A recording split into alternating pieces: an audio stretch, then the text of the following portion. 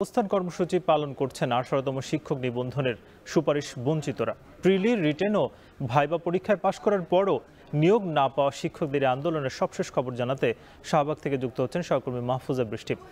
বৃষ্টি, জানাবেন যে নিবন্ধনের সুপারিশ বঞ্চিত শিক্ষকদের দাবিগুলো কি এবং কি বলছেন তারা?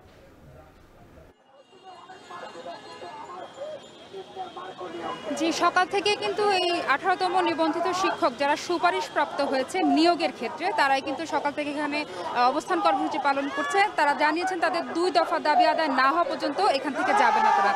যে 2 দফা দাবির মধ্যে প্রথম দাবি হচ্ছে আগামী 31 ডিসেম্বরের মধ্যে সুপারিশ প্রাপ্তদেরকে গণবিজ্ঞপ্তি দিয়ে সুপারিশ করে তাদেরকে নিয়োগ দিতে হবে। আর দ্বিতীয় দফা যে দাবি সেটা হচ্ছে যে তাদের বিষয়ভিত্তিক তথ্য উপাত্ত বিশ্লেষণ করে তাদেরকে দ্বিতীয়বারের মতো তাদের এই নিয়োগ যেন কোনোভাবেই না আটকায় এবং তাদের যেন সব কিছু ঠিকঠাক করে বর্তমানে যে অবস্থায় তারা আছে এই দিনও জীবনযাপন করছেন তা থেকে তাদেরকে মুক্তি দেওয়া হয়। কারণ এখানে যারা শিক্ষকরা আছেন আমরা সকাল থেকে দেখছি যে ভারী বৃষ্টিতে তারা ভিজে কিন্তু এই আন্দোলন করার কারণে অনেকজনই কিন্তু অসুস্থ হয়ে পড়েছেন।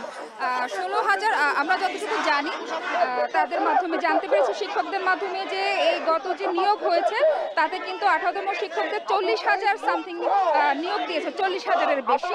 কিন্তু এর মধ্যে 16,213 জনকে কিন্তু কোনো কিছু না জানিয়ে আগে থেকে কিন্তু তাদেরকে নিয়োগ পাওয়ার কথা, যেখানে তারা প্রিলি, ভাইবা এবং লিখিত পরীক্ষায় পাশ করার পরে আর কোনো বাধা থাকার কথা না।